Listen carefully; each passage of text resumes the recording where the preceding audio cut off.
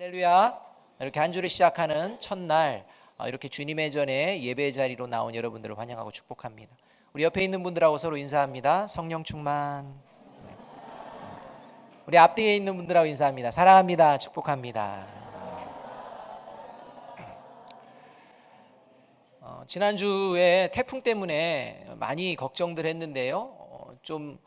인명 사상자도 나오고 여러 가지 시설물이나 어려움도 좀 경험했지만 그래도 큰 피해 없이 이렇게 사라진 거는 같습니다. 그래도 농가에는 많은 어려움이 있는데요. 이렇게 태풍이 오게 되면 사람들이 긴장을 합니다. 모두가 관심을 가지고 집중을 합니다. 왜일까요? 왜 평상시에는 그러지 않다가 이 태풍만 올라온다면 그럴까요? 그것이 저와 여러분의 삶에 두려운 존재이기 때문입니다. 피해를 가져다 주고 더 나아가서는 목숨까지 위협하는 이러한 일이 이 태풍을 통해 경험되어졌고 그것으로 말미암아 어려움을 겪었던 과거의 모습들을 우리가 알고 있기 때문입니다. 그래서 이러한 두려움, 특별히 더 죽음에 대한 이러한 두려움 때문에 긴장하고 어떻게 하면 이곳에서 안전을 유지할 수 있는지 온 나라가 집중해서 신경을 쓰며 나아가는 이런 순간들이었습니다. 그러나 세상 사람들은 거기까지입니다. 이 땅에서 어떻게 하면 살아내고 어떻게 하면 목숨을 유지할까라는 그 생각까지입니다. 그런데 그리스도인은 다릅니다. 그리스도인들은 그저 이 땅에서 살아가는 인생이 전부가 아님을 압니다. 그래서 그리스도인들이 예수 그리스도를 믿습니다. 여러분, 왜 예수 그리스도를 믿습니까? 무엇 때문입니까? 그것은 바로 죄 사함을 받고 영원한 사망이 아니라 영원한 생명, 영원한 하나님의 나라에 들어갈 수 있는 유일한 길이 예수 그리스도를 믿는 것이기 때문에 예수 그리스도를 믿습니다. 또 이렇게 예수 그리스도를 믿는 그리스도인들이 열심을 내어서 아마 오늘 태풍이 불더라도 여러분 이 자리에 모이실 줄로 믿습니다. 태풍이 지나갔으니까 모인 게 아니라 어쩌면 태풍이 몰아쳐도 내가 주일날 예배당에 가야겠다라고 하면 분명히 모이실 것입니다. 여러분, 왜 목숨 걸고 모이십니까? 그 이유가 어디 있습니까? 바로 나는 하나님의 나라에 들어갈 수 있는 존재임을 믿기 때문입니다. 그래서 이것을 드러내는 자리가 어디냐? 주일 예배의 자리라는 것입니다. 그래서 내가 예수 그리스도를 믿는 것과 이 믿음으로 말미암아 하나님의 나라에 들어갈 수 있음을 스스로 확신하고 또 스스로 증거해내는 자리가 이 예배의 자리인 줄로 믿습니다. 그렇다면 이제 이 시간 이렇게 어려운 상황 가운데서 바쁜 상황 가운데에도 이 예배의 자리에 나왔다면 저와 여러분이 하나님의 나라에 들어갈 수 있는 믿음인지 오늘 말씀을 통해 이 말씀을 저와 여러분의 삶의 자리에 비추어 보아야 한다는 것입니다. 그냥 생각으로만 그냥 지내는 것이 아니라 과연 내가 하나님의 나라에 들어갈 수 있는 존재인 그리스도인이 맞는지 다시 한번 하나님 앞에 확증받는 시간이 되기를 주님의 이름으로 축복합니다. 오늘 본문의 말씀은요, 당시 유대인에게는 물론이요, 이 시대를 살아가는 그리스도인들에게도 충격과 소망을 들려주시는 말씀입니다. 그때만이 아니라 지금 이 시간에도 이 순간에도 이 말씀은 저와 여러분에게 충격으로 또 한편으로는 소망으로 다가오는 말씀이라는 것입니다. 충격이라 하는 것은 당연히 하나님의 나라에 들어갈 수 있다고 생각하는 사람 중에 하나님의 나라에 들어가지 못하는 존재가 있다는 것이 드러났기 때문이요. 소망이라 하면 하나님의 나라에 들어가는 것은 정말 불가능한 것일까, 불가능한 것이 아닐까라고 생각하는 자에게 하나님의 나라에 들어갈 수 있는 길은 여전히 있음을 선포해 주시는 말씀이기 때문에 소망입니다. 저와 여러분에게는 어떻게 다가오는지 돌아보아야 합니다. 오늘 본문에는 당연히 하나님의 나라에 들어갈 수 있다고 생각하였지만 결국 하나님의 나라에 들어가지 못하는 존재로 시작이 되어집니다. 그가 누구냐? 부자 관리입니다. 오늘 본문에 의하면 이 부자 관리는요, 누가 생각해도 하나님의 나라에 당연히 들어갈 만한 자격이 있고 그 증거가 보여지는 삶을 살고 있다고 믿어 의심치 않을 만한 그런 존재였기 때문에 당시의 유대인들에게도 충격이었고, 그리고 오늘 이 본문을 접하는 우리들에게도 충격이요 당황스러움을 전달해 준다는 것입니다. 이 부자 관리는요, 율법의 계명들을 어려서부터 다 지키며 살았습니다. 율법의 계명을 지키며 자라는 가운데에 재물의 축복을 받았습니다. 또한 유대인의 지도자의 위치인 관리로서 살아가고 있는 인물이었습니다. 거기에 더 나아가 현실에만 안주하는 존재가 아니라 보다 고상하고 가장 귀한 영생에 대해 생각하며 살아가고 있던 그런 존재였다는 것입니다. 율법의 계명을 지켰다는 것은 하나님을 믿었고 하나님의 말씀을 기억했고 이 하나님의 말씀대로 살고 있었다는 증거입니다. 그러한 삶 속에서 큰 부자가 되었다는 것은 하나님의 축복을 받았다는 증거입니다. 유대의 지도자의 자리에 앉았다는 것은 사람들에게 영향력을 발휘할 수 있는 능력을 하나님께서 주셨다는 증거입니다. 거기에 가장 귀하고 영생을 생각하며 살아가고 있었다는 말은 그가 삶의 끝자락까지 이 영생의 삶, 선한 삶을 살아가겠다는 그 마음의 증거라고 생각할 수가 있다는 것입니다. 여러분, 이러한 면면을 볼 때 누구라도 이 부자 관리는 하나님 나라에 들어갈 만한 자격이 있고 그 자격에 합당한 하나님의 축복을 누리고 있고 그 축복에 합당한 미래의 삶을 생각하며 살아가고 있다고 생각되어집니다. 그러나 이 부자 관리는 하나님 나라에 들어갈 수 없는 자의 모습이라고 누가 선언하시느냐? 예수님께서 선언하고 계신다는 것입니다. 다른 사람이 보기에는 충분합니다. 예수님 보기에는 아니다 라고 선언해 버리시는 것입니다. 이것이 24절 25절의 말씀입니다. 24절 25절 말씀 이렇게 말씀합니다. 예수께서 그를 보시고 이르시되 재물이 있는 자는 하나님의 나라에 들어가기가 얼마나 어려운지 낙타가 바늘귀로 들어가는 것이 부자가 하나님의 나라에 들어가는 것보다 쉬우니라 하시니 이렇게 말씀합니다. 아마 여러분 이 말씀 많이 들으시고 잘 아십니다. 낙타가 바늘귀로 들어가는 것은 상식적으로 불가능한 일인데 이처럼 부자 관리가 하나님의 나라에 들어갈 수 없다는 것입니다. 사람의 생각은 달랐습니다. 사람들의 생각은 상식적으로 이 부자 관리는 마땅히 하나님의 나라에 합당하다고 생각했습니다. 그런데 예수님께서는 상식적인 예를 들으시면서 이 상식적인 것처럼 이 부자 관리는 하나님의 상식에서는 하나님 나라 들어가지 못한다, 이렇게 선언하고 계신다는 것입니다. 그렇다면 오늘 본문에서 왜 부자 관리는 하나님 나라에 들어갈 수 없는 존재라고 예수님께서 말씀하고 계시는 것일까요? 그 말씀의 핵심을 24절 상반절에서 찾아볼 수 있습니다. 이렇게 말씀합니다. 예수께서 그를 보시고 이르시되 재물이 있는 자는, 이렇게 말합니다. 이 말씀은 이 부자 관리가 하나님 나라에 들어가지 못하는 표면적인 이유는 재물이 있기 때문이다, 이렇게 말씀을 하십니다. 그런데 이 말씀은요, 재물이 있는 사람은 하나님 나라에 들어가지 못한다, 이 말씀이 아닙니다. 이 말씀은 재물이 있는 사람은 하나님 나라에 들어가지 못한다는 말씀이 아니라 이 부자 관리의 경우에는 재물을 버리지 못하기 때문에 하나님 나라에 들어가지 못한다는 것입니다. 핵심은 재물이 있느냐 없느냐가 아닙니다. 이 말씀 들으면 막 굉장히 부담스럽고 힘겨워하시는 분들이 있는데요, 내 거 다 버려, 이런 게 아닙니다. 내 재물, 이게 아니고 재물의 핵심이 있는 게 아니라 재물을 버리지 못함의 핵심이 있다는 것입니다. 핵심은 재물이 아니라 하나님이 말씀하시는 버려야 할 것을 버리지 못하기 때문에 하나님의 나라에 들어갈 수 없다는 것이 예수님의 말씀입니다. 왜냐하면 22절에서 예수님께서 영생을 얻기 원하는 부자 관리에게 영생을 얻기 위해서는 한 가지 네가 지금 부족한 게 있다, 너의 경우에는 그 부족한 게 있는데 내가 이야기하는 것 이것을 할 수만 있다면 넌 영생 얻을 수 있다. 이렇게 말씀하는 것입니다. 그리고 예수님께서 부자 관리에게 이야기하는 게 뭐였냐면 그거 네가 가진 재산 모두 가난한 자에게 나눠주고 그리고 날 따라라.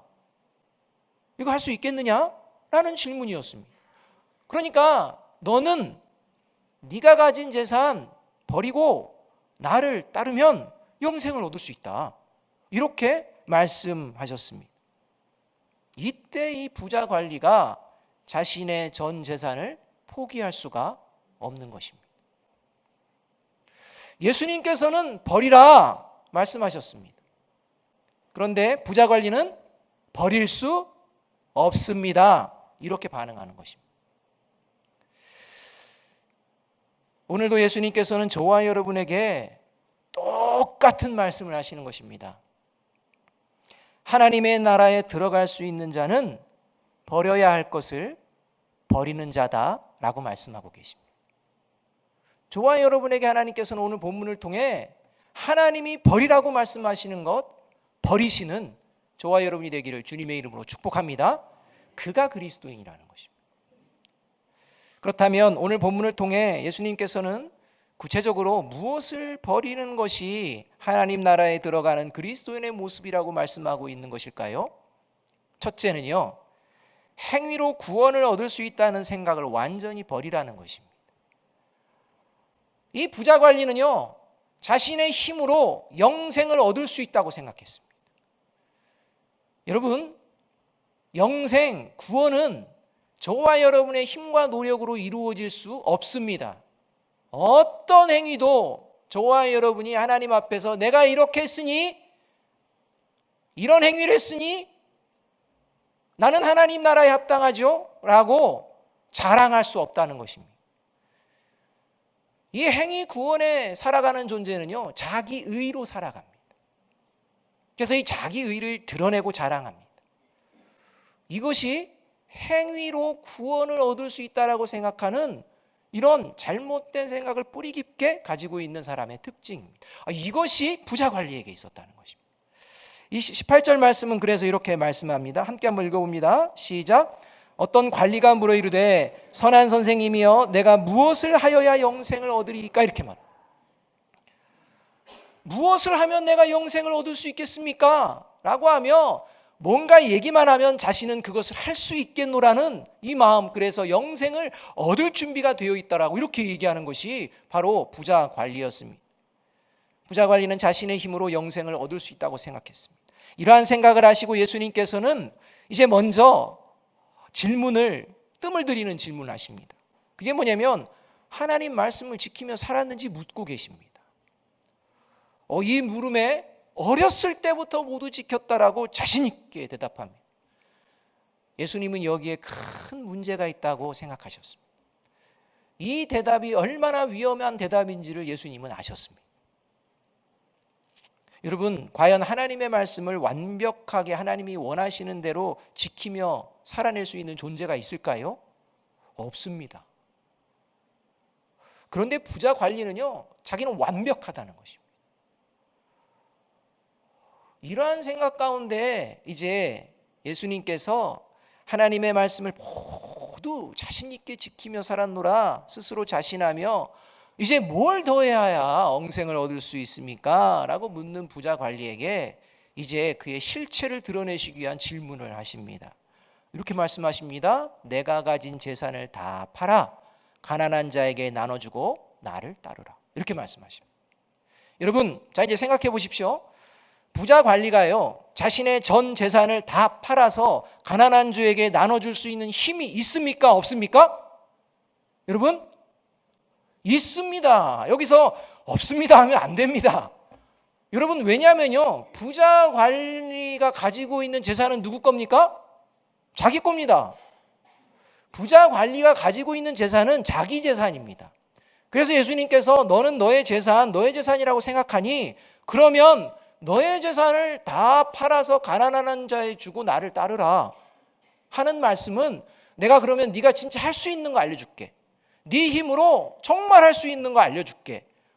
네가 가진 재산 네 재산이지. 그러면 네 재산을 네 마음대로 처분할 수 있잖아. 그러면 처분해라. 다 처분해라. 누가 뭐라고 하지 않지 않느냐. 다 네가 가진 재산 네 것이니까 네가 다 처분하고 가난한 자에게 그것도 주고 그리고 이제 나를 따라라. 그거 할 수 있지. 이렇게 물어보신 것입니다. 자신의 재산이기 때문에 마음만 먹으면 언제든지 할 수 있습니다. 그런데 못합니다. 결국 자기 힘으로 할 수 있는 것도 못하는 존재가 자신의 힘으로 영생을 얻을 수 있다고 생각하는 이런 어리석음이 드러나는 장면이 이 장면이라는 것입니다. 이런 부자와 관리와 같이 예수 그리스도의 보혈의 은혜로 구원을 얻었음에도 겸손하게 하나님의 은혜로 살아가는 것이 아니라 자신의 힘으로 마치 하나님의 나라에 갈 수 있다라고 생각하며 자기 의를 드러내며 살아가는 존재들이 있다는 것입니다. 겉으로는 예수님을 믿는 믿음으로 구원받는다고 발언합니다. 그러나 실상은 이제 자신의 하나님을 향한 그 행위가 기준이 돼서 다른 사람들을 판단하고 심지어 정죄까지 합니다. 그래서 율법주의자로 변질되는데도 불구하고 자신은 모릅니다.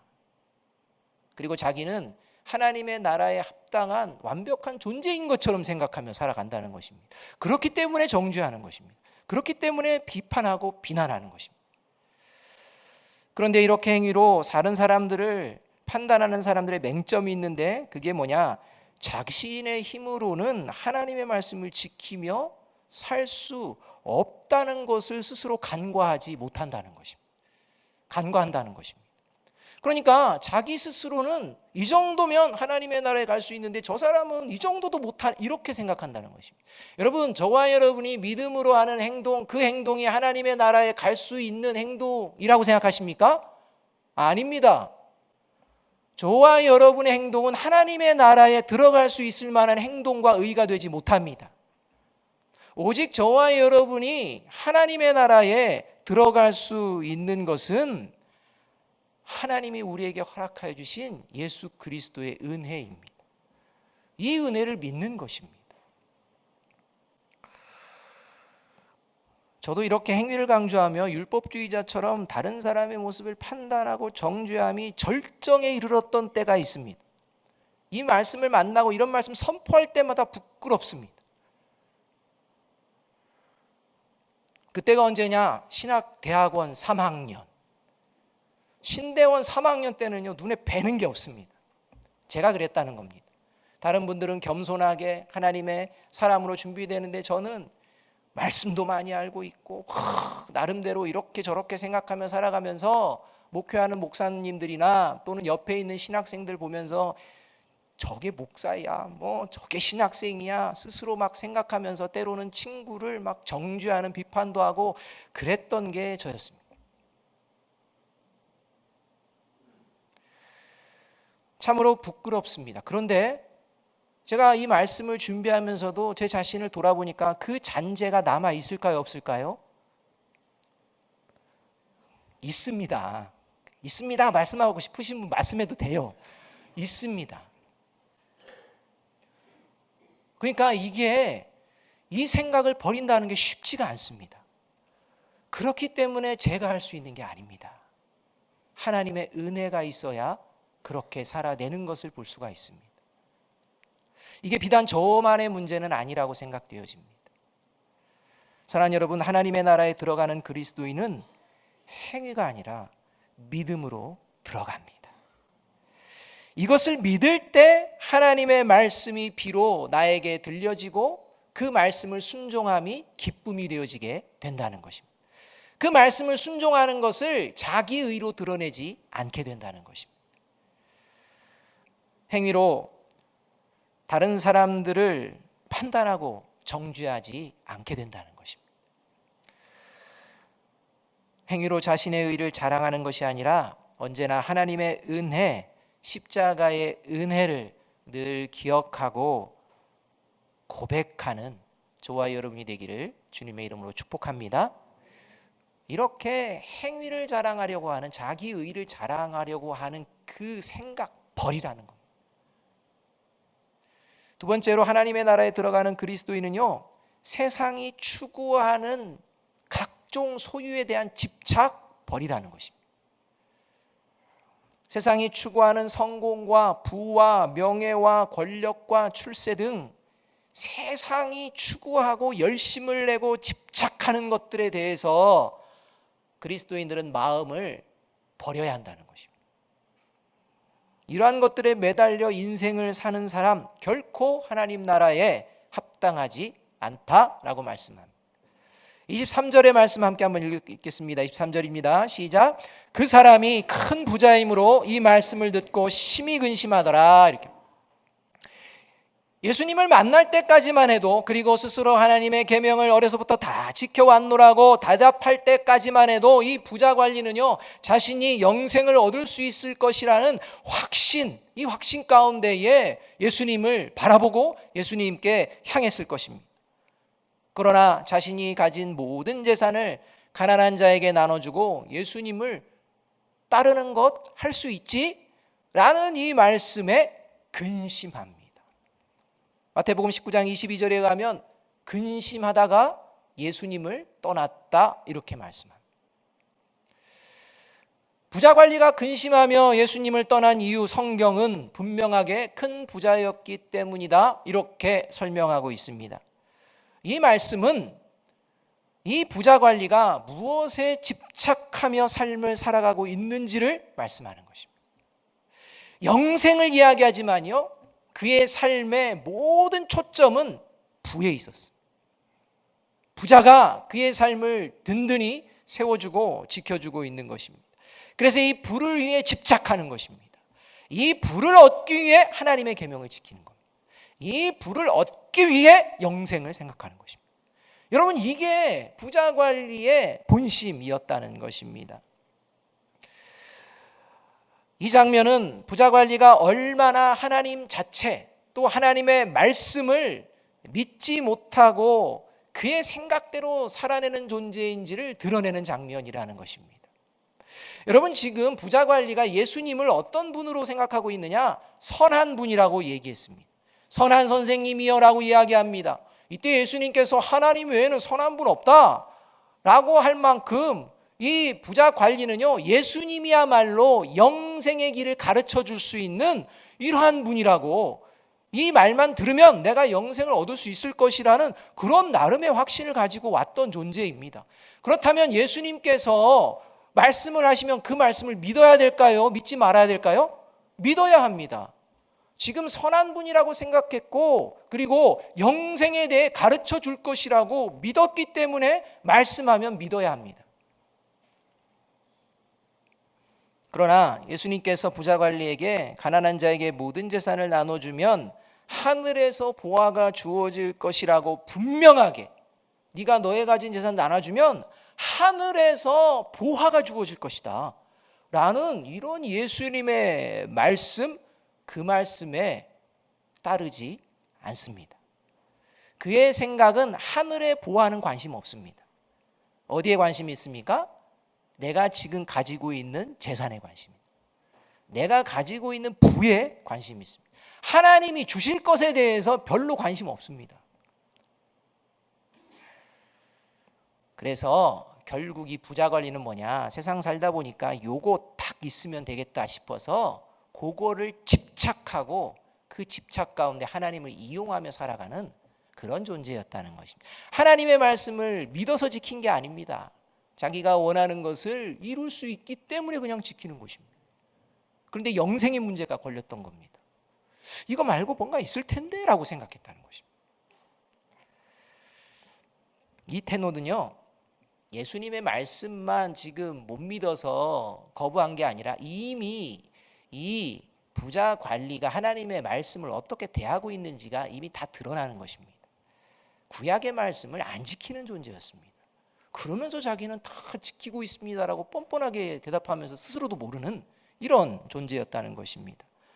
신명기 15장 11절을 보게 되면요, 하나님께서 이스라엘 백성들에게 가나안 땅에 들어가면 너희들이 반드시 하나님의 사람들이라면 해야 될 일이 있고 반드시 실천해야 되는 일이 있다. 꼭 기억해라 라고 하며 하시는 말씀이 등장합니다. 이게 신명기 15장 11절 말씀인데 이렇게 말씀합니다. 땅에는 언제든지 가난한 자가 그치지 아니하겠으므로 내가 내게 명령하이르노니 너는 반드시 내 땅 안에 내 형제 중 곤란한 자와 궁핍한 자에게 내 손을 펼지니라 이렇게 말합니다.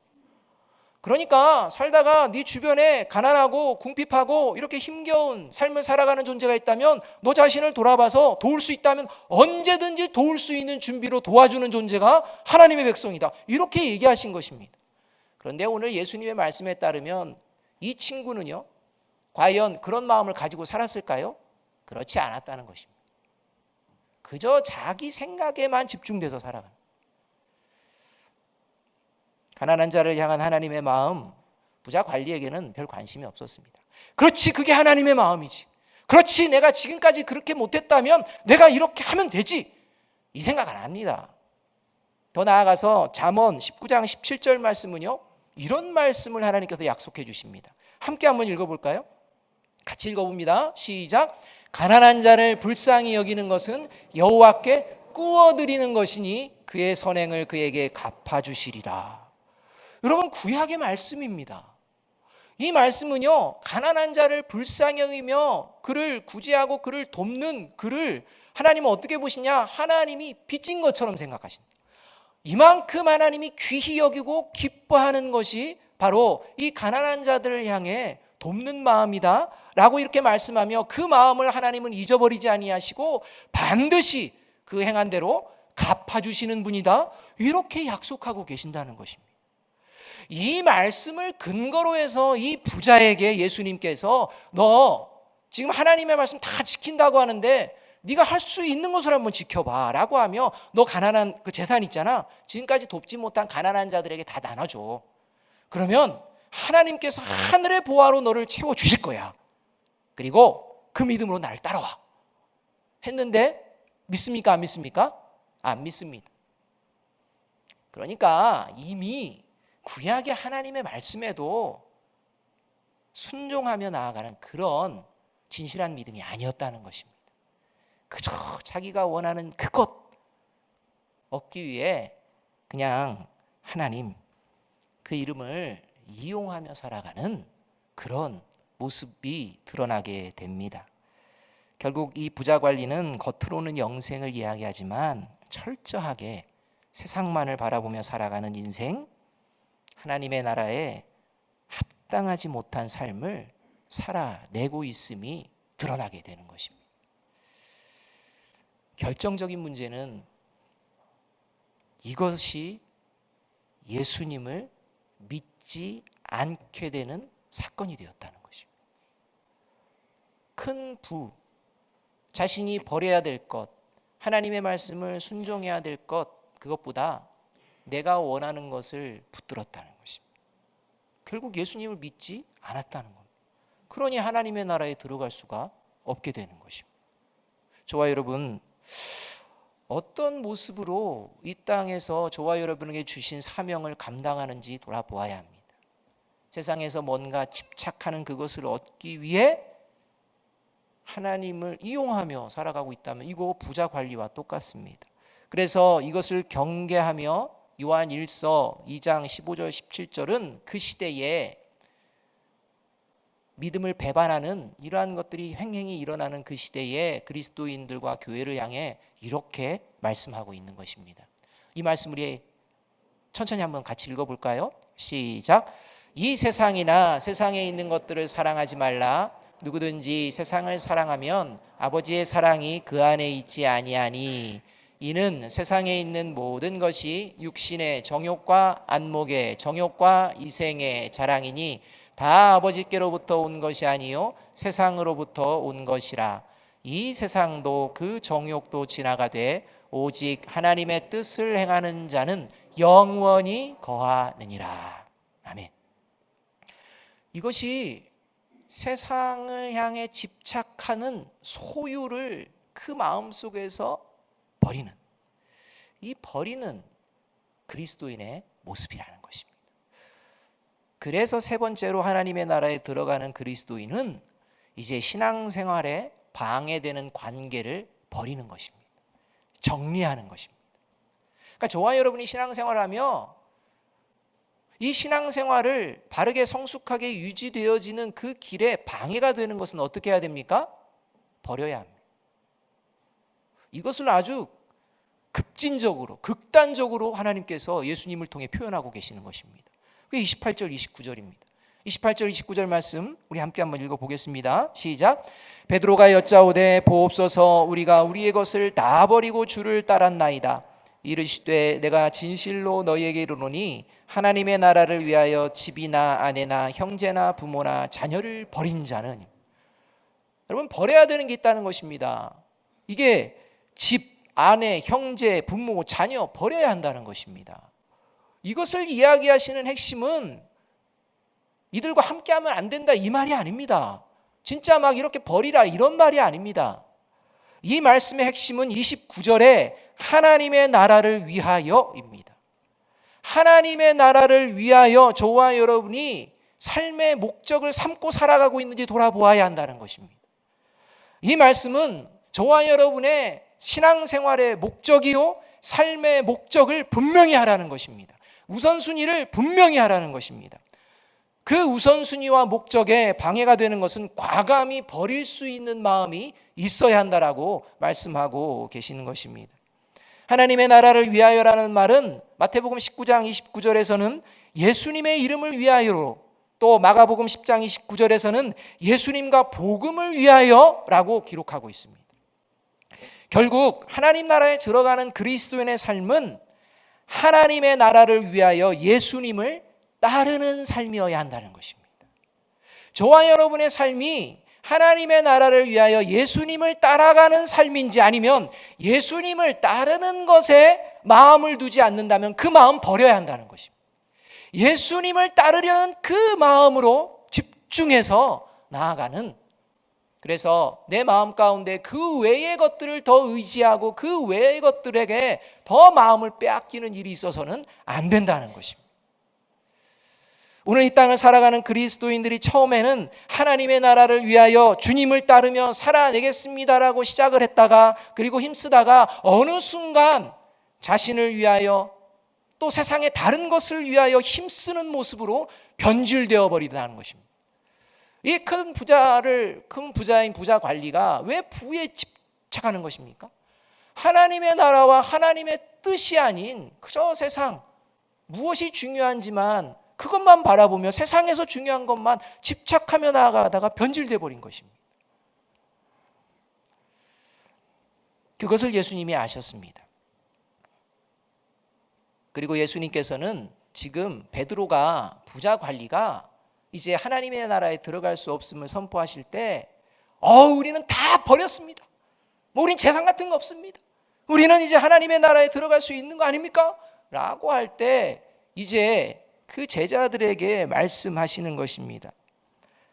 너희들이 모든 것을 버리고 따른다고 하지만 지금 너희 어떤 목적 가지고 나 따르고 있는지 분명히 해라 입니다. 겉으로는 다 버렸다고 합니다. 그런데 예수님을 믿고 따르는 그 이유, 집착하는 이유가 뭐냐? 자신들의 야망과 욕심을 이루기 위한 아주 불순한 것이 제자들에게 있음을 아셨습니다. 그리고 그 모습이 막 드러나지 않습니까? 그것을 아셔서 이 부자 관리의 사건을 통해 이제 예수님들은 제자들에게 다시 한번 가르치시고 이 불순한 목적을 버리라 말씀하고 계시는 것입니다. 사랑하는 여러분, 진정한 영생, 영원한 생명, 하나님의 나라에 들어갈 수 있는 유일한 길, 그것은 오직 예수 그리스도를 믿고 따를 때에만 가능합니다. 믿으십니까? 길이요 진리요 생명이신 예수 그리스도를 따를 때, 그때 우리의 영원한 생명 되신 아버지께로 우리는 나아갈 수가 있습니다. 예수 그리스도를 따라야 합니다. 예수 그리스도가 먼저 서시고 그 길을 따르는 것입니다. 예수 그리스도를 따른다는 건 뭡니까? 자기 부인하고 자기 십자가를 지는 것이라고 알고 있습니다. 성경에서는 그것이 좁은 문 좁은 길이라고 말한다는 것도 알고 있습니다. 비록 좋아 보이고 때론 불가능해 보이는 이 길 걸어낼 수 있는 줄로 믿습니다. 왜냐? 그건 사람이 할 수 있는 게 아니라 하나님만이 하실 수 있기 때문입니다. 저와 여러분이 좁은 문 좁은 길 예수 그리스도를 따라가는 것 내 힘과 내 능력으로 갈 수 있다라고 착각하면 안 됩니다. 오직 이 능력은 하나님으로부터 나옵니다. 오늘 예수님께서는 분명하게 말씀합니다. 사람으로는 할 수 없지만 하나님으로는 할 수 있느니라. 이 믿음을 가지고 우리의 힘으로는 불가능하지만 이 예수님을 따르는 길을 걸어낼 수 있음을 고백하는 것, 이것이 바로 살아있는 믿음입니다. 이러한 믿음으로 살아낼 수 있도록 하나님은 하나님의 말씀인 성경과 또 성령의 공동체인 교회 공동체를 허락하여 주셨습니다. 바라기는 버려야 할 것을 버리고 우리 모두 하나님의 나라에 들어가는 축복을 누리며 주님 오시는 그날까지 믿음의 길을 함께 걸어내기에 힘쓰는 저와 여러분, 우리 아름다운 교회 공동체가 되기를 주님의 이름으로 축복합니다. 우리 마지막으로 에베소 4장 22절 말씀 한번 읽어봅니다. 시작. 너희는 유혹의 욕심을 따라 썩어져가는 구습을 따르는 옛사람을 벗어버리고. 저와 여러분의 옛사람은 다 십자가에 못 박고 이제 새롭게 한 주를 주님의 사람으로 주님 따르는 저와 여러분이 되기를 주님의 이름으로 축복합니다. 기도하겠습니다.